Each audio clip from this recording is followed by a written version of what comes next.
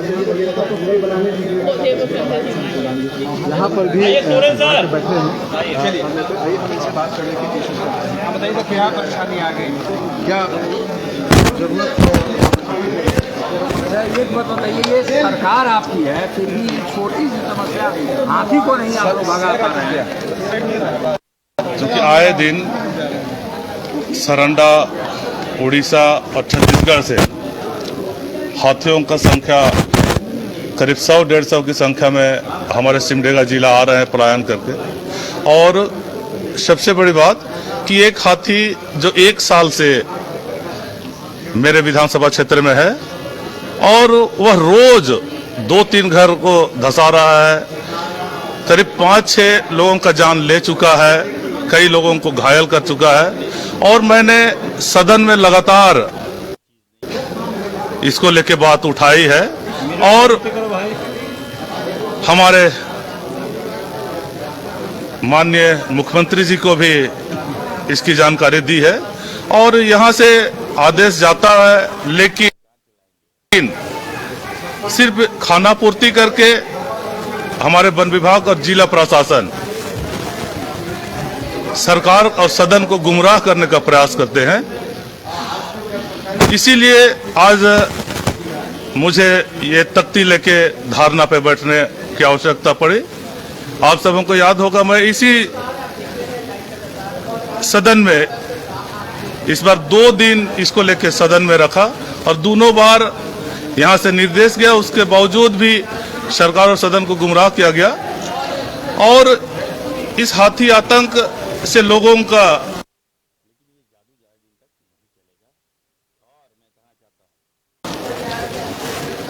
आजीविका, सेहत पर पूरी तरह से दुष्प्रभाव, प्रतिकूल प्रभाव पड़ रहा है।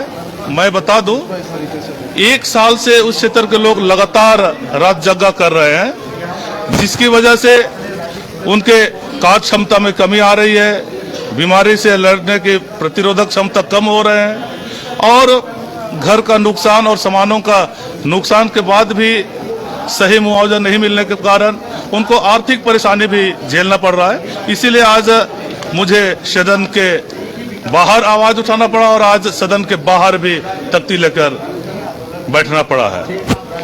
तो आपने देखा कि हाथियों के आतंक को लेकर भी विधानसभा की सीढ़ियों पर आवाज़ उठाई जा रही है और ये बताने की कोशिश हो रही है।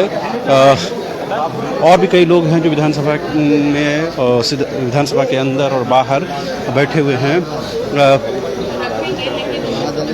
चूँकि कई आयोग, झारखंड में जितने बोर्ड निगम है, तमाम जो आयोग है उसका गठन अब तक नहीं हो पाया है।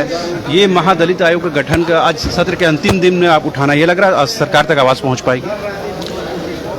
आज आज़ादी के 74-75 साल के बाद भी 75 कुछ ऐसी जातियां हैं झारखंड में जिसमें भूया है, मुसर है, दबगर है, डोम है, सांसी है, घासी है और दबगर है, ये और ये बावरी जातियां हैं। 12 ऐसी जातियां हैं जो काफ़ी विकास किरण वहाँ तक नहीं, काफ़ी बहुत पीछे हैं और आज उनके पास खाने के लाले पड़े हुए हैं, कपड़े पहनने के लिए कपड़े नहीं हैं, बदन ढकने के लिए बच्चे सो के पास कपड़े नहीं मिल पाते हैं।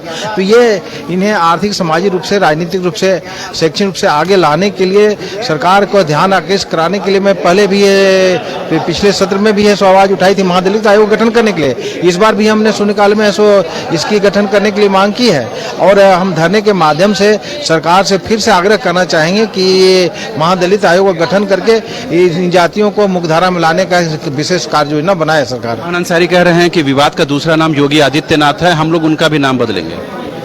देखिए, इरफान साहब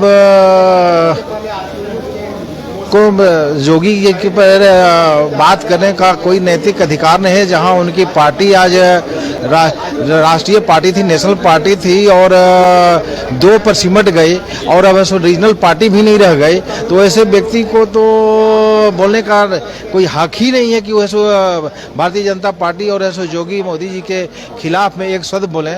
और हम समझते हैं कि ये मीडिया में बने रहने के लिए इस प्रकार से बोलते रहते हैं, उनका बोलने का कोई माने मतलब नहीं है। आपने सुना कि जो कांग्रेस के विधायक इरफान अंसारी ने योगी आदित्यनाथ के बारे में कहा कि योगी आदित्यनाथ जो हैं वो विवाद का दूसरा नाम है, लिहाजा अगर वो कांग्रेस के विधायक इरफान अंसारी इस बारे में कहते हैं तो उनको कोई मोरल राइट नहीं है कि वो इस बारे में टीका टिप्पणी कर सके, क्योंकि यूपी में जो कांग्रेस की जो बदतर स्थिति है उससे पहले उभरने की कोशिश करें, उसके बाद उनके नेता यानी योगी आदित्यनाथ पर टीका टिप्पणी की जाए। कैमरा पर्सन संजय के साथ रांची से न्यूज़ बाइस्कोप के लिए शहनवाज।